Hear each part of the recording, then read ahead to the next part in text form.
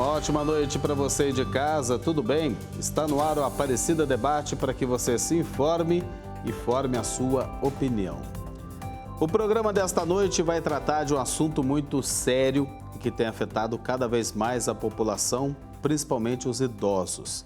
Estamos falando sobre o Alzheimer, um transtorno neurodegenerativo progressivo e fatal. A ciência ainda busca uma cura para a doença. Estudos recentes apontaram para um sinal de esperança. Mas enquanto isso não acontece, o diagnóstico precoce e o tratamento adequado são um caminho para proporcionar aos pacientes uma melhor qualidade de vida.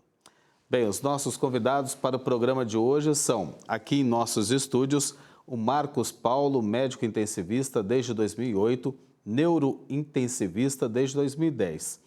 É coordenador da UTI geral do Hospital Santa Juliana, Rio Branco, neurointensivista. Boa noite, Marcos. Muito obrigado pela presença aqui em nosso estúdio. Seja bem-vindo aqui à TV Aparecida. Muito obrigado, eu agradeço. Boa noite a todos que estão nos assistindo. Agradeço muito pelo convite. Espero que possamos conversar bastante sobre esse problema de saúde que afeta demais a população. Assunto muito sério, como a gente disse, né? Também conosco, mas pela internet, a Cláudia Alves, pedagoga e gerontóloga. Após o diagnóstico da mãe, criou o perfil O Bom do Alzheimer, em que ensina a cuidar das pessoas com doença e outras demências. Boa noite, Cláudia. Bem-vinda aqui ao Aparecida Debate. Muito obrigado pela presença, viu?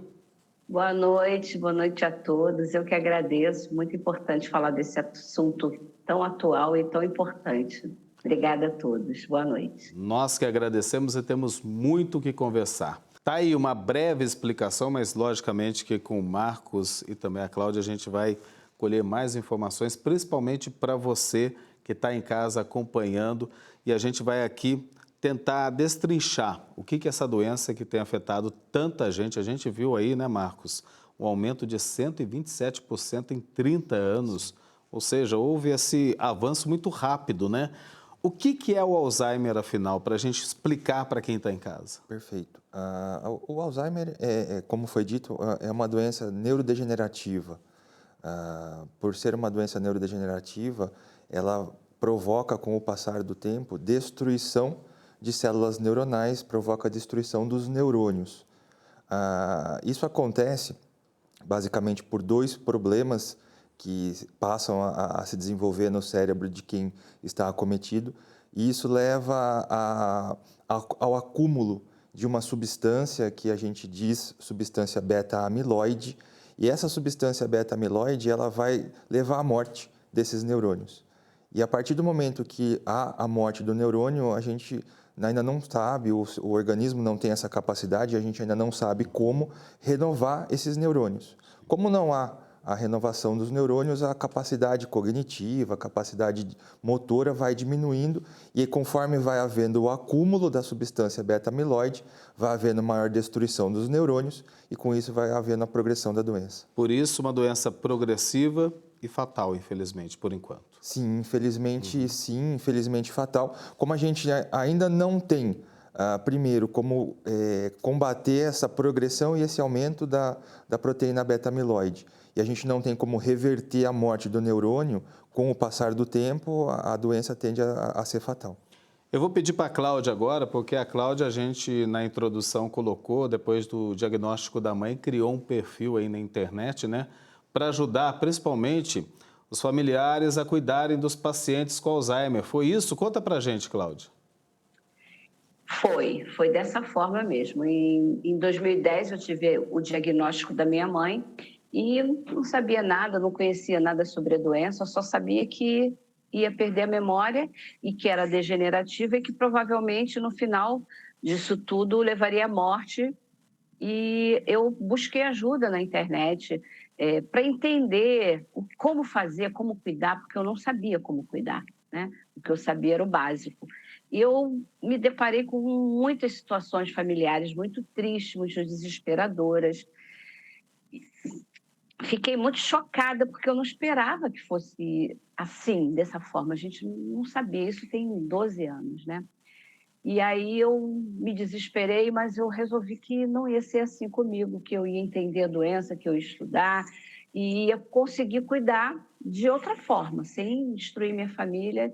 Foi assim que eu, estudando, eu comecei a descobrir o porquê de cada comportamento, analisar erros e acertos, e mudou o comportamento da minha mãe, assim como o meu e da família inteira, e eu queria ajudar essas pessoas. Então, eu comecei a postar vídeos do meu dia a dia com a minha mãe, para inspirar as pessoas a cuidarem melhor, melhor da forma assertiva, né? Porque todo mundo cuida bem dentro do que ela consegue, dentro do que ela sabe, né? Mas é uma doença muito desafiadora e você precisa realmente ter jogo de cintura para lidar. Foi aí que eu criei o canal e hoje já tem quase 1 milhão de seguidores nas 3 redes sociais, né? Do Bom do Alzheimer, com a Francisquinha, que é uma pessoa muito carismática, embora a doença já esteja bem avançada, ela ainda se comunica, então, assim, é uma inspiração para as famílias, isso é muito bom. A gente precisa conhecer bem a doença para saber como lidar com ela, né? E principalmente com o paciente. Agora me surgiu uma curiosidade, por que o bom do Alzheimer? Então, essa é a curiosidade de muita gente e só quando a pessoa começa a me seguir é que ela descobre, né? Eu sempre falo nas minhas redes sociais que o Alzheimer é uma doença da família, né? Então, assim, o que eu ensino ali, o que eu levo as pessoas a refletir é que ao invés de separar, ela pode unir, né? Porque quando as pessoas estão dispostas a se unirem para o mesmo propósito, que é cuidar de quem você ama, acontece esse bom do Alzheimer, sabe? Às vezes as pessoas estavam com uma relação desgastada com o familiar, às vezes todo mundo tem uma história, né? Tem um contexto familiar. E aí você se depara com uma doença degenerativa e você pode ficar até 20 anos cuidando de uma pessoa que tenha essa demência. Então, você tem escolhas para fazer na sua vida, né? Você pode aceitar a doença ou você pode negar e sofrer o resto da sua vida, né? Porque é longo, o processo é longo. Então, quando a pessoa aceita com amor, perdoa e tudo, eu digo que acontece essa virada de chave que é o bom do Alzheimer, né? Que uma pessoa consegue unir uma família. A família ela fica em volta do paciente, né? E daí acaba atingindo todos da família, não só aqueles que moram com a pessoa que tem Alzheimer, mas também aquelas pessoas que vêm de fora para visitar, que seja o caso, né? E tem que aprender a lidar com a doença, né? Porque às vezes ela é muito progressiva e ela choca, porque eu já tive essa experiência de perto. Marcos, mas qual a diferença? A Cláudia falou ali de demência. Existe uma diferença entre demência e Alzheimer? Na verdade, o Alzheimer ele é um tipo das demências possíveis. Então, quando a gente fala em demência, eu costumo tentar explicar para os pacientes que a demência seria o conjunto de tudo o que pode levar a alterações cognitivas. Dentro desses quadros de demência, o Alzheimer é uma delas. Então, a gente tem outros tipos de demência menos frequentes, como a demência frontotemporal, ou a demência por múltiplos infartos, a demência de Pick, mas o Alzheimer faz parte do conjunto das doenças demenciais. A doença demencial é aquela que leva às alterações cognitivas. Como saber se a pessoa está com Alzheimer ou não? Quais são os sintomas? Até porque a gente falou aqui no início do programa que o diagnóstico precoce ajuda e muito no tratamento. Como saber, então, se a pessoa tem a doença? Sim. O carro inicial do quadro do Alzheimer é a alteração de memória. Então, existem as perdas lacunares de memória, mas o importante é diferenciar que existe a perda de memória, mas não é aquela perda de memória do dia a dia que a gente tem. Por exemplo, às vezes eu estou na cozinha, vou na sala, puxa, esqueci de alguma coisa. Não, eu volto e lembro. Essas alterações de memória, elas acontecem do dia a dia. São alterações de memória mais profundas, digamos assim. Por exemplo, é aquele familiar que convive todos os dias e, de repente, esquece que teve um parente que faleceu ou esquece que vai ter um compromisso muito grande, como, por exemplo, uma consulta médica ou uma viagem. Então, são esquecimentos mais importantes. E, além disso, além dos esquecimentos, vêm outras alterações junto disso que a gente diz alterações dos domínios cognitivos. A pessoa perde a capacidade de fazer contas, perde a capacidade de administrar o seu dia a dia, tem perda de capacidade de tomar medicamentos. Então, são alterações mais profundas do que aquele simples esquecimento do dia a dia que a gente tem. Mas, basicamente, se começa com essas alterações comportamentais, sim, uma alteração comportamental muito comum que acontece do início para metade da doença de Alzheimer é a pessoa ficar mais agressiva, perdas de inibição. Muitas vezes é aquela pessoa que era muito tranquila, muito pacata e de repente começa a ficar agressiva, começa a ter essa mudança de comportamento. Um exemplo disso, eu tinha um paciente há alguns anos atrás que ele era um espanhol e provavelmente era um espanhol muito bravo, mas ele se controlava muito. Conforme foi tendo o desenvolvimento do Alzheimer, ele passou a ter a perda desse controle e começou a xingar e agredir todo mundo, desde da equipe que cuidava até a família. Então, essa mudança de comportamento também acontece e no início da doença também pode ser um sinal amarelo de que alguma coisa não está indo bem. Ou seja, de fato, né, Cláudia, tem que estar preparado para lidar com essa doença, né? Porque muda completamente a visão que a gente tinha da pessoa. Mas pegando o seu exemplo da sua mãe, como é que foi o início do Alzheimer da sua mãe? O que você poderia passar para as pessoas que estão acompanhando? Porque a gente começa a perceber, né? De leve esses sintomas, esquecer algo, ficar mais agressivo. Como é que foi para sua mãe, Cláudia? Então, baseado no que o médico falou, eu vou te dizer que eu não percebi. Por quê? A mamãe, o Alzheimer é assintomático. A parte inicial da doença, você demora muito tempo a aparecer algum sintoma que te leve a refletir se está tudo bem ou não, né? E a mamãe, ela estava com depressão. Então, na verdade, o que me fez levar ela no neurologista foi a depressão. Só que como eu trabalhava o dia inteiro e eu não tinha o costume de ficar o dia inteiro com a minha mãe, quando eu chegava em casa depois do trabalho, ela já estava indo dormir quase sempre. Então, eu não percebi outras alterações, né, além da depressão. Então, eu me surpreendi quando o médico fez o teste neuropsicológico no consultório, um exame clínico, e ela já estava com o cognitivo muito comprometido, porque, ao contrário do que muitas pessoas pensam, não é perda da memória. A perda da memória é um dos sintomas, né? E a cognição, ela vem muito mais compor todo esse contexto do que somente a memória. Porque a gente, como o médico falou, né, nós temos esses lapsos de memória, esquecer uma coisa, esquecer outra, né? E o Alzheimer é diferente, né? Eles começam com a perda da memória recente, né? É a recente. As outras memórias, nós temos muitas memórias, né?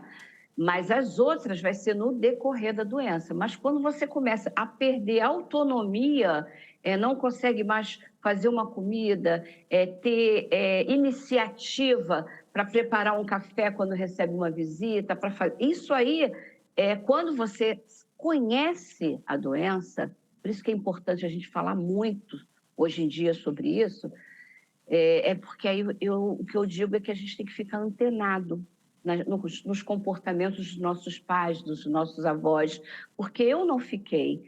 Depois que eu soube da doença e comecei a estudar sobre a doença, é que eu percebi que ela já estava, pelo menos há uns 6 anos, mostrando ali, mas eu não conhecia, assim como a maioria das pessoas não conhece. Pois é, eu ia perguntar isso para o Marcos, a gente está caminhando para o final do primeiro bloco, mas ainda dá esse tempinho. Tem algum teste, algum exame? A Cláudia falou de um teste. Sim. Que seja em clínica, em consultório, que pode diagnosticar a doença? Sim.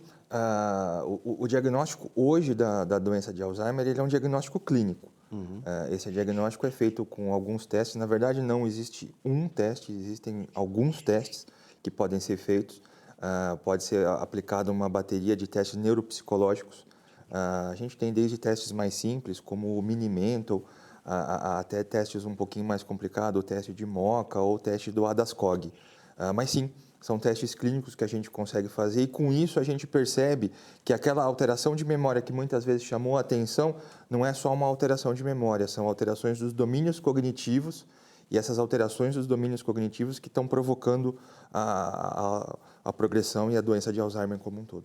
Estamos de volta e hoje o Aparecida Debate fala sobre o Alzheimer, doença que afeta milhões de pessoas em todo o mundo. Participam do programa com a gente aqui em nossos estúdios o Marcos Paulo, médico intensivista desde 2008 e neurointensivista desde 2010, coordenador da UTI Geral do Hospital Santa Juliana, Rio Branco e UTI Geral neurointensivista. Também pela internet, a Cláudia Alves, pedagoga e gerontóloga, após o diagnóstico da mãe, criou o perfil O Bom do Alzheimer, em que ensina a cuidar das pessoas com a doença e outras demências. Mas antes da gente retomar o debate, um sinal de esperança. Uma droga experimental apresentou resultados positivos, retardando o quadro mais grave do Alzheimer. Veja aí. O lecanemab está sendo desenvolvido pela empresa americana de biotecnologia Biogen, juntamente com a farmacêutica japonesa Eisai. Ele já havia mostrado resultados positivos em setembro deste ano. Na época, os estudos mostraram que a droga diminuiu cerca de 27% da taxa de declínio cognitivo durante um período de 18 meses. No fim de novembro, as empresas divulgaram os resultados completos da fase 3 do estudo, com quase 1.800 participantes entre 50 e 90 anos com Alzheimer em estágio inicial. Os novos dados foram celebrados pelos pesquisadores. Eles dizem que é algo revolucionário, a primeira vez em que um teste mostra resultados claramente positivos. Os cientistas destacam que o medicamento reduziu as placas amiloides, uma parte fundamental da doença, retardando o processo degenerativo. E concluíram que o remédio possibilitou um adiamento significativo da deterioração da doença. Para os pesquisadores, a droga pode mudar o curso do Alzheimer. A Biogen e a Eisai já pediram aos órgãos reguladores dos Estados Unidos que aprovem o uso do medicamento. A decisão é esperada para este mês de janeiro. O único ponto negativo dos estudos é que o remédio pode trazer um risco de efeitos colaterais graves. Em 13% dos pacientes que participaram do estudo, ele foi associado a um tipo perigoso de inchaço cerebral, inclusive com sangramentos. O sintoma estaria associado a 2 mortes ocorridas durante os testes, mas as empresas responsáveis garantem que as mortes não podem ser atribuídas ao medicamento. Os casos ainda estão sendo investigados. Marcos, você tem conhecimento desse estudo, a Cláudia também, né, que acompanham de perto essa questão do Alzheimer. O que tem de diferente nesse medicamento prestes a ser aprovado, ou já foi aprovado, né? Já foi aprovado pelos órgãos FDA, reguladores sim, dos Estados Unidos. O que tem de diferente daquilo que era usado, medicação que era usada para, não para curar, porque não tem cura, mas para tratar a doença? O medicamento ele trouxe uma reviravolta no tratamento. Primeiro, cabe lembrar que nos últimos 18 anos é o primeiro medicamento novo que a gente vai ter no arsenal de tratamento para a doença de Alzheimer. Então, fazia muito tempo que a gente não tinha uma droga nova. As drogas que a gente tem, ou tinha até o momento, são drogas que trabalhavam na tentativa de recuperar neurotransmissores. Sim. A gente sabe que na doença de Alzheimer, a gente tem perda de um neurotransmissor que é a acetilcolina, e esse neurotransmissor ele participa da sinapse, que é a junção entre os neurônios que fazem parte do componente da memória e da parte cognitiva. Então, como há perda desse neurotransmissor, os medicamentos que a gente tinha atualmente eram medicamentos que tentavam aumentar a quantidade desse neurotransmissor, mas eles não interferiam no mecanismo principal, que era a morte dos neurônios. Então, com o passar do tempo, os neurônios continuavam morrendo e a doença progredia. Essa nova medicação, ela atua de uma maneira diferente. Ela é um dito inibidor monoclonal e ele acaba interferindo na formação da proteína beta-amiloide e, consequentemente, da placa beta-amiloide que se forma no cérebro. Então, com isso, a perspectiva é que tenha-se uma diminuição da destruição neuronal. Então, essa é a grande vantagem e por isso que talvez modificar a evolução da doença, porque a partir do momento que a gente para de formar a proteína beta-amiloide, para de formar a placa amiloide e para de haver morte neuronal, a doença para de progredir. Então, é algo que pode realmente ser revolucionário. A A gente ainda está no começo dessa medicação. O FDA aprovou o medicamento, mas com ressalva de que os estudos continuem, sobretudo para a perspectiva de efeitos colaterais. Para ver se eu entendi, retarda a doença, mas ainda não é a cura definitiva. Isso, perfeito. A gente não tem a cura definitiva. A cura seria, ou será, espero que seja será, E será? quando descobrimos como parar de formar a placa beta-amiloide. A gente ainda não sabe o mecanismo que faz com que o organismo passe a produzir essa placa beta-amiloide. A partir do momento que conseguimos parar com essa produção, talvez a gente consiga estabilizar a doença. Sim. A cura da doença de Alzheimer vai acontecer quando a gente tiver a junção do bloqueio da produção da proteína beta-amiloide e conseguir haver a regeneração dos neurônios que já morreram. Uma coisa muito importante, como a Cláudia salientou no primeiro bloco, a doença de Alzheimer ela é uma doença que clinicamente ela aparece 5 a 10 anos depois que o mecanismo no cérebro começou. Então, a gente pode até estabilizar a doença atualmente, permitindo que as placas beta-amiloide retardem ou não sejam formadas. Mas a gente precisa achar um mecanismo de reverter os neurônios que morreram. Aí sim, nós vamos ter a cura da doença de Alzheimer. Cláudia, de qualquer forma, esse medicamento que a gente citou aqui, né, e falou dos estudos que estão sendo realizados, é um sinal de esperança, né? Sim, sem dúvida nenhuma, porque eu estou na fila, né? Eu tenho uma genética altíssima e, assim como eu, milhares de pessoas, né? O envelhecimento aí está crescendo, então eu tenho essa esperança, é uma luz no fim do túnel, sem dúvida nenhuma. Você falou, eu vou aproveitar, seria a próxima pergunta, né? Até para que a pessoa possa tentar fazer esse diagnóstico precoce. O Alzheimer, eu pergunto para você, depois o Marco responde aqui também para a gente poder desenvolver. É hereditário ou não? Quem responde? Eu? Você começa respondendo, o Marcos prossegue. Então, eu digo que é genético, depois se ele me corrige se eu estiver errada, mas a genética não é um fator determinante para você desenvolver o Alzheimer, né?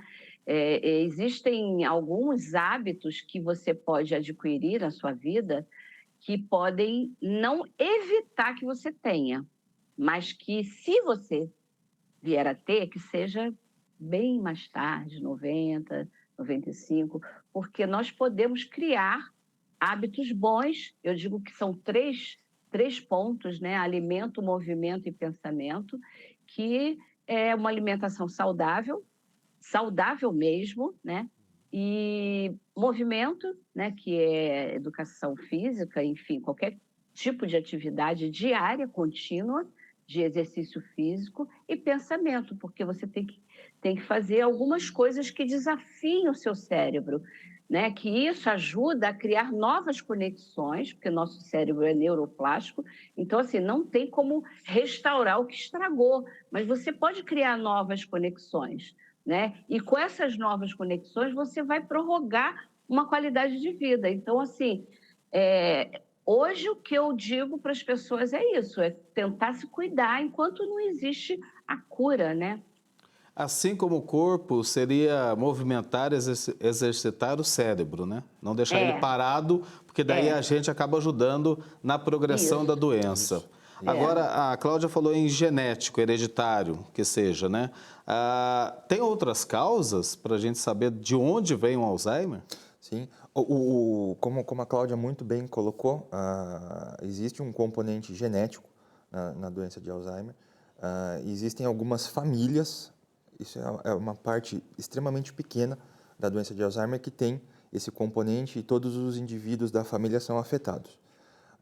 Isso independente do grau? Isso independente do grau. Nesse caso, nesse componente estritamente familiar, a doença de Alzheimer ela começa numa fase muito precoce, completamente fora da epidemiologia da doença, por volta de 45 anos. Sim. Mas isso são pouquíssimas famílias que têm desenvolvida no mundo. A gente tem, sim, todo um componente extra genético que leva à doença de Alzheimer, que, como a Cláudia colocou, é deixar o cérebro de ser utilizado. O nosso cérebro, ele precisa estar sempre ser bombardeado com informações. Então, quanto mais eu leio, quanto mais eu faço atividades complexas com o cérebro, como palavra cruzada, quebra-cabeças, ou tento aprender novas habilidades, aquela pessoa que passa a aprender a pintar, aprender uma nova língua, eu mantenho o cérebro ativo, as conexões, como a Cláudia falou, elas vão sendo refeitas e vão sendo aumentadas. A gente tem, para a gente ter uma ideia, um neurônio, ele tem a capacidade de se conectar com aproximadamente de 1.000 a 10.000 neurônios em volta. E essas conexões de um neurônio com o outro são sinapses. Agora, vocês imaginam, a gente tem por volta de 8 bilhões de neurônios. Cada neurônio fazendo por volta de 10.000 conexões com cada um. A quantidade de conexão que a gente tem. Se a gente deixar que essas conexões vão se perdendo, os mecanismos e as vias que os neurônios têm para se comunicar um com o outro vão se perdendo. E aí é onde a gente tem os problemas e surgem os sintomas. Além disso, hábitos que são hábitos que não são bons para o cérebro, como tabagismo, como bebida alcoólica, como obviamente o uso de qualquer outro tipo de droga, e a falta de atividade física. Assim como a gente pensa, a atividade física ela é extremamente importante para o coração, a atividade física também é extremamente importante para o cérebro se manter ativo, saudável e com todas as conexões em voga. Ou seja, né, Cláudia, aquelas pessoas que estão começando a desenvolver, que a gente percebe, né, tem diagnosticada a doença, começam a desenvolver o Alzheimer, não é para deixar lá no sofá, quietinha, ou dentro do quarto, pelo contrário, né? Tirar essa pessoa, levar para a rua, para andar, para falar com as pessoas, conversar com os amigos. Esquecer vai mesmo, né? E às vezes a gente passa por certos constrangimentos, porque eu tenho experiências próprias, e as pessoas ficam inibidas de sair com o paciente. Mas é preciso isso, né? Sim, sim. Eu acho que a gente consegue desmistificar isso. Eu estou tentando, né? Já tenho quase 1 milhão de pessoas e outras pessoas também fazem esse mesmo trabalho nas redes sociais. Isso é muito importante. Eu tenho seguidores que me seguem desde 2016 e falam: quando eu comecei a te seguir, eu seguia porque eu gostava de ver a Francisquinha. Hoje eu aprendi com você e eu descobri que meu avô, minha avó, minha mãe, sabe? Que é o caminho, gente, né? Enquanto não tiver a cura, é o caminho. Agora, de uma forma geral, Cláudia, a sua experiência, e depois o Marcos também responde, como é que é o tratamento da pessoa que tem diagnosticada a doença? Como é que começa esse tratamento? Porque a gente falava, né, tem pelo menos 3 estágios, né? O inicial, depois o intermediário e o avançado. Como é que se trata uma pessoa com Alzheimer? Não estou falando somente do medicamento, dos remédios que são dados, mas lidar com essa pessoa que tem a doença. Então, eu diria que para você que hoje já falam em mais fases da doença, né? Já falam até em 7 fases, mas digamos que a gente fala em 3, inicial, moderada e fase avançada. A inicial é muito raro você descobrir porque ela é assintomática, né? Você pode ter 8, 10 anos sem apresentar nenhum sinal, nem leve, depois que começa. Quando aparece o declínio cognitivo leve e alguma falta de autonomia, enfim, aí é que a gente já está na moderada, não tem jeito. Só que essa fase moderada é longa, por isso que eu acho que tem que ter várias fases, de dizer que a moderada pode se dividir em várias fases, né? E, assim, eu acredito muito, eu não sou médica, né? Então, assim, eu não tenho propriedade para falar de medicação, tá? Mas como pedagoga, como gerontóloga e como cuidadora há 12 anos, eu posso te dizer que eu acredito muito no tratamento não farmacológico, porque atividade física, atividade mental e alimentação adequada faz com que essa pessoa tenha uma qualidade de vida maior e prorrogue por bastante tempo algumas autonomias.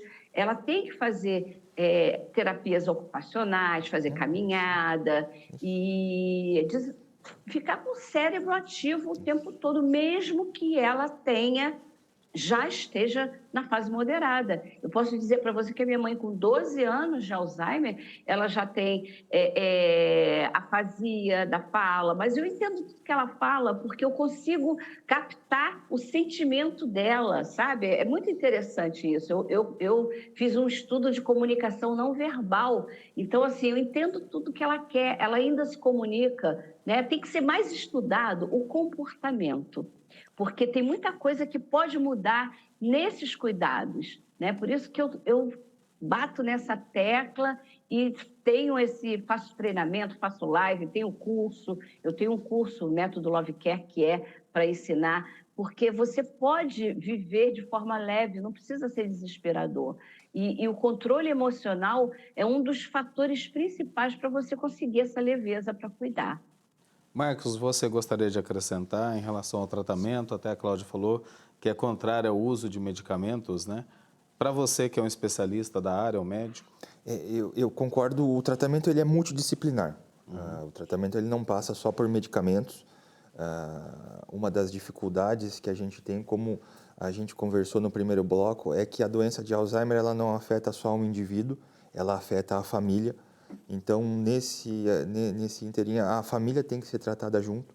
Então, o medicamento ele faz parte de uma corrente do tratamento.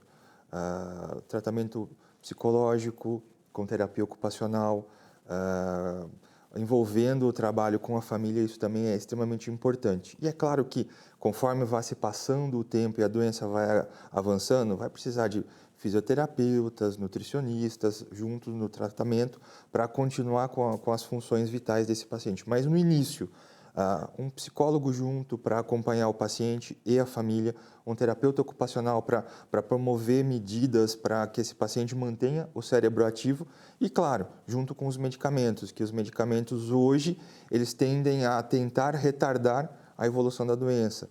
Quem sabe, com esse medicamento novo que está surgindo, a gente consiga estabilizar e parar a progressão como um todo da doença. Estamos de volta com a Aparecida Debate, hoje falando sobre o Alzheimer. Participam do programa com a gente o Marcos Paulo, está aqui em nossos estúdios, médico intensivista desde 2008 e neurointensivista desde 2010. Coordenador da UTI Geral do Hospital Santa Juliana, Rio Branco, e UTI Geral neurointensivista. Também pela internet está aqui conosco a Cláudia Alves, pedagoga e gerontóloga.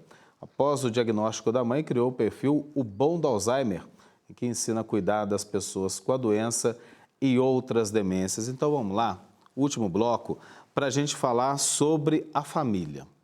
Como é que a gente pode olhar a família, preparar os familiares? A gente tem um exemplo da Cláudia, né? Que aprendeu a lidar com Alzheimer, mas eu começo pelo Marcos. Como é que a gente pode preparar essa família para garantir o bem-estar do paciente, que é esse o objetivo, né?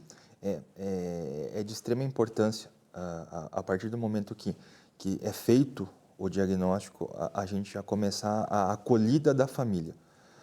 Não é infrequente, num primeiro momento, haver aquele quadro de negação, e esse quadro de negação muitas vezes atrasar, inclusive, o tratamento do paciente. Então, a gente tem que acolher a família.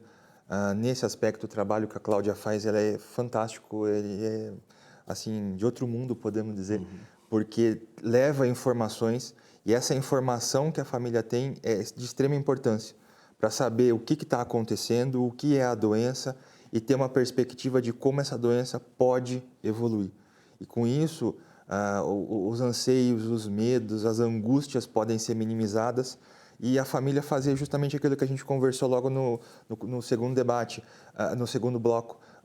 Não ter aquele medo de tirar a pessoa de dentro de casa, não ter aquele receio de isolar a pessoa e levar a pessoa para fora para continuar se socializando. E com isso o tratamento ele começa. E a família consegue, muitas vezes, participar do tratamento. Aquela abordagem multiprofissional, envolvendo talvez no início um psicólogo junto para trabalhar essa família e trabalhar o paciente também é extremamente fundamental.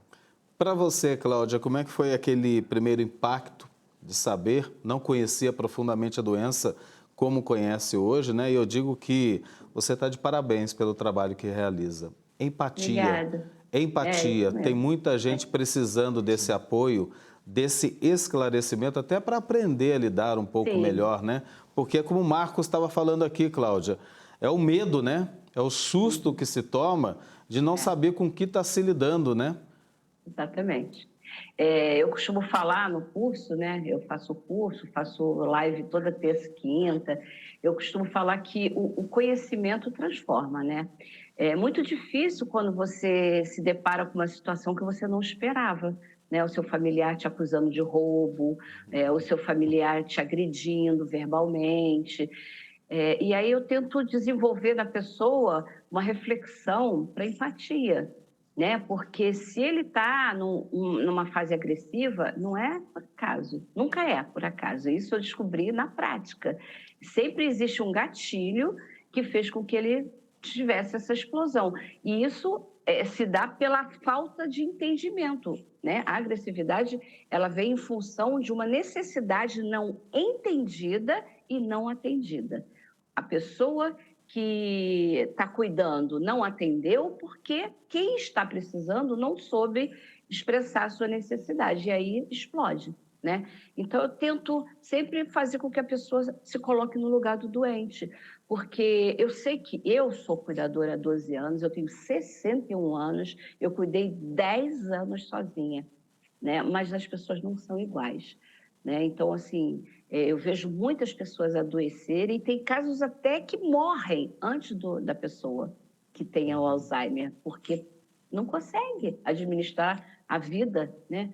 E isso é muito difícil. Então, eu acho que a chave de tudo para quem cuida é conhecimento, aprender e entender o que acontece com essa pessoa que tem esse transtorno mental. Tem que entender, né? E aí tudo fica mais leve, porque você não é pego de surpresa, sabe? Você já sabe que aquilo vai acontecer e aí você vai com o jogo de cintura, não pode confrontar, sabe? Então, eu acho que o conhecimento resolve a vida da pessoa e a empatia. E aí Sem dúvida nenhuma. o seu perfil na internet ajuda muito, né? Porque você Sim. traz uma experiência de que não é uma médica, mas sim uma pessoa leiga que aprendeu e você mostra que é possível aprender e ter esse conhecimento para saber lidar com a doença, né? Isso que é Sim, importante exatamente. ficar aí o recado para todo mundo, né, Cláudia? Exatamente. É porque eu falo sempre, as pessoas falam assim, mas eu não sabia que era assim, o médico não me falou. Eu falo, gente, o médico, ele não convive com a pessoa, a não ser que ele tenha tido um caso na família, como você disse mesmo que você teve, ele vai ter essa experiência. Eu já fiz mentoria para a faculdade, para a Universidade Católica de Petrópolis, para a Universidade Federal aqui no Rio de Janeiro. E, assim, diz que essa matéria na faculdade é muito rápida, porque vocês estão ali para tratar. O cuidado é com o cuidador, né? Então, assim, não tem esse estágio, né? Então, o médico não vai saber o que fazer, né? Quem sabe o que fazer é quem está cuidando, né? E ouvir uma experiência de quem cuida é muito importante. Eu aprendi muito com outras pessoas e eu acho que conhecimento a gente tem que passar, né? E é isso que eu estou fazendo. Estou plantando sementinhas para as pessoas, porque todo mundo vai precisar. Não adianta dizer, eu não tenho ninguém na família. Vai ter. Infelizmente, vai ter. E quando tem, não sabe o que fazer, é muito complicado, né? Até a própria pessoa que está cuidando, Marcos, acaba entrando em depressão porque não sabe como lidar com a situação. Marcos, que tipo de preparação que você faz com a família? Você que tem esse contato direto tanto com o paciente como com os familiares. O que você procura instruir e ensiná-los? É o conhecimento que a Cláudia está falando. Sem dúvida, sem dúvida. O conhecimento ele é fundamental. Num primeiro momento, quando é feito o diagnóstico, eu tento passar o máximo possível para a família do que pode acontecer. Uma coisa que a Cláudia falou é muito importante, é não haver o combate. E não é raro, no começo, o principal cuidador ou os familiares, eles baterem de frente com o paciente que vem... Desculpe interrompê-lo, seria não aceitar a doença? Seria uma negação também? Sim, Não. Eu acho que... Uma delas, né? Eu acho que é uma forma de negação, porque como a Cláudia falou, sua mãe chega para você e fala, você roubou o dinheiro que eu recebi. E, na verdade, não é que você roubou, é que ela não sabe onde guardou. E aí você bate de frente, você briga, não, que é isso, que absurdo, você tá me acusando de uma coisa que eu não fiz, mas é uma forma de não entender que essa acusação que vem da mãe é porque ela não está achando onde estava o dinheiro, porque ela não lembra onde guardou. Por isso, trazer esses familiares para junto, conversar, sentar com eles, explicar o que vai acontecer, tentar colocar para esses familiares, quando aconteceu, como reagir a isso.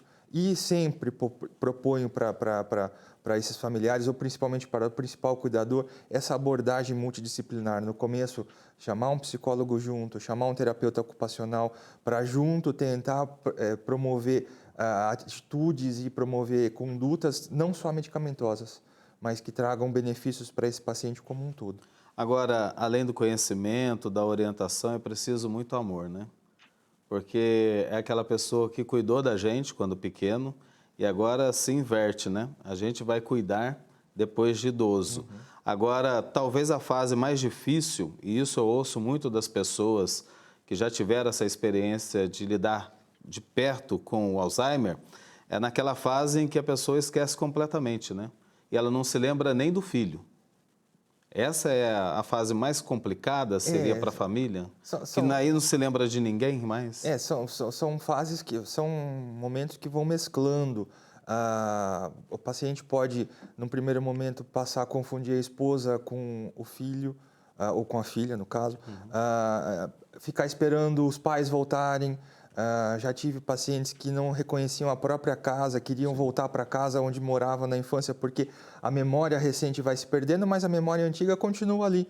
Então, ela lembra que morava em tal casa, mas aquela casa não é a casa dela, então ela quer sempre ir para casa. Então, fica difícil para a família contornar essa situação. E cada vez mais a pessoa vai perdendo a capacidade cognitiva até que, num determinado momento, não reconheça mais ninguém.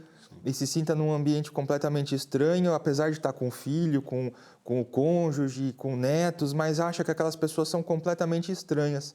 E aí sim a dificuldade cresce e fica ainda maior. Aí é preciso, né, Cláudia, muito amor, né? Sem dúvida. Queria que você falasse um pouquinho dessa sua experiência, né? Porque é conhecimento, é tudo, mas assim, o amor, se faltar, daí fica difícil suportar, né? Então, vou te falar os 5 pilares que eu criei no meu curso, tá? O nome desses 5 pilares é CAPER. Eu vou dizer para você, letra C de conhecimento, A de amor, P de paciência, E de empatia e R de resiliência. Se você conseguir esses 5 pilares, você consegue cuidar bem de alguém que tenha demência. Qualquer tipo de demência, né? Alzheimer ou outra demência. Isso é fundamental. Para quem está começando agora, né? Teve esse primeiro diagnóstico, Cláudia. Qual a orientação que você dá para saber e garantir, eu sempre falo aqui, né, no Aparecido Debate, principalmente de hoje, é garantir o bem-estar da pessoa que está sofrendo da doença, né? Sim. Olha, eu costumo dizer o seguinte, que a primeira pessoa tem que ter conhecimento, né? Mas para ela garantir o bem-estar de quem está cuidando, da pessoa que está sendo cuidada, ela tem que se cuidar. Eu vou explicar. Quando a gente pega o avião, a comissária de bordo fala para a gente o que a gente faz no caso de acidente. Coloca a máscara primeiro na gente, para depois colocar em quem está com a gente. Por quê? Porque se você morrer, você não cuida de ninguém, né? Então, primeiro eu tenho que fazer meus exames periódicos, tenho que cuidar da minha saúde, porque senão eu vou morrer antes do meu pai, da minha mãe, entendeu? Então, assim, esse cuidado é fundamental, gente. Se cuidem para você poder cuidar bem. Não deixa para depois fazer um raio-x, sabe? Medir sua pressão, ver se você não está hipertenso. Tem que se cuidar, porque a maioria, com a nossa geração, cuida. Eu tenho 61 anos, minha mãe tem 88. Então, assim, hoje os cuidadores são idosos também. Então, se eles não cuidarem de si, eles vão adoecer. Então, isso é um alerta. Cuidem-se. Agora, eu queria perguntar para o Marcos o seguinte, muitos também acabam transferindo esse acompanhamento ou tratamento para cuidadores, contratam pessoas de fora para vir para dentro de casa. É recomendado isso também? Até quando a família não consegue lidar com a situação, Marcos? Eu vejo como a busca por uma ajuda. Sim, eu acho que o cuidador ele vem porque você vem uma pessoa com mais experiência e com mais conhecimento sobre o que está acontecendo e vem para somar. Então, nesses casos, sim, a família não está conseguindo se organizar para o cuidado daquela pessoa, trazer alguém de fora que tem essa experiência, sem dúvida, vai ajudar sim. A gente está caminhando para o final do Aparecida Debate de hoje, mas eu gostaria que o Marcos e também a Cláudia deixassem para você que está em casa e se viu nessa situação, tem algum parente próximo ou cuida de alguém que tem o Alzheimer, já foi diagnosticado, para que você possa também ter mais esclarecimento e conhecimento a respeito do assunto. Eu vou pedir para o Marcos deixar uma mensagem que tem a pessoa que sofre, que tem a doença, mas também tem um familiar que também sofre muito com os estágios conforme for passando esses graus da doença, né, Marcos? Eu queria que você deixasse uma mensagem especial para todo mundo. Sim. O Alzheimer não é uma doença da pessoa. O Alzheimer é uma doença que afeta toda a família. Nesse aspecto, cuidar do indivíduo que sofre especificamente do Alzheimer ele é extremamente importante, mas o cuidado com todos os que estão ao redor desse paciente acometido também é de extrema importância. Nunca deixe você em segundo plano. Se você está cuidando de alguém, você precisa cuidar de si próprio para poder cuidar dessa pessoa, como a Cláudia bem falou agora há pouco. Então, a gente precisa ter esse cuidado e precisa ter essa ideia de que a família inteira está afetada e a gente tem que ter esse cuidado e tem que ter essa atenção para toda a família. Cláudia, você falou dos 5 pilares, eu vou encerrar com um que a gente acabou não aprofundando nele, né? A resiliência, jamais desistir, né? Jamais desistir, porque é a pessoa que você ama. E pegando esse gancho que você falou, que é muito triste quando eles se esquecem da gente, o amor não tem memória. Então, não faz mal se ela não lembra que você é filho, você sabe que ela é sua mãe. E ela pode não demonstrar isso com conhecimento de saber quem é você, a sua relação familiar com ela, mas ela vai demonstrar um olhar demonstra que ela tem esse amor. Amor é sentimento, sentimento não se apaga. E a gente, inclusive, eu já vi pelo menos alguns vídeos na internet, né, em que a pessoa está no estágio avançado, já não reconhece mais e de repente surge um sinal em que ela reconhece, é um gesto, né, é um olhar diferenciado, em que naqueles segundos que sejam, ela está reconhecendo a pessoa que está ali, né? Porque é o amor que faz isso, né, Cláudia? Exatamente, a música. O que a música faz com que a pessoa lembre uma letra de música, lembra a melodia, que ela está armazenada numa outra parte que não sai. Ela não está junto com aquelas memórias. Cada memória está numa gavetinha, né, doutor? Estou falando certo? Sim. Cada memória, nós temos várias memórias, né? E cada uma está numa gavetinha. E a memória musical, afetiva, ela não sai dali, ela fica guardadinha. Então, isso faz com que a pessoa tenha essa sensação, você ter essa sensação que ela está ali. Essa sensação não, essa certeza que ela está ali, ela não foi. Isso. E a certeza de vocês dois que vocês contribuíram para muita gente nessa noite aqui no Aparecida Debate. Assim encerramos o programa de hoje, falamos sobre um tema muito sério e que tem afetado cada vez mais a população, principalmente os idosos.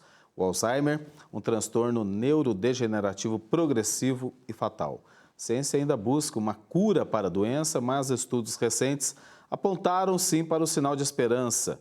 Enquanto isso não acontece, o diagnóstico precoce e o tratamento adequado são um caminho para proporcionar aos pacientes uma melhor qualidade de vida. Contamos com a participação aqui em nossos estúdios do Marcos Paulo, médico intensivista desde 2008 e neurointensivista desde 2010. É coordenador da UTI Geral do Hospital Santa Juliana, Rio Branco, e UTI Geral neurointensivista, a quem eu agradeço muito pela presença hoje no Aparecida Debate. Também pela internet, a Cláudia Alves, pedagoga, gerontóloga, após o diagnóstico da mãe, criou o perfil O Bom do Alzheimer, em que ensina a cuidar das pessoas com a doença e outras demências, a quem eu também agradeço muito por partilhar dessa experiência, está ajudando bastante, muitas pessoas. Muito obrigado pela presença, seja sempre bem-vinda aqui à TV Aparecida. E se você aí de casa quiser rever esse programa, até mesmo compartilhar com a sua família e amigos, acesse aí o canal da TV Aparecida no YouTube. E quando fizer comentários em nossas publicações, utilize a hashtag AparecidaDebate, que volta na próxima terça-feira.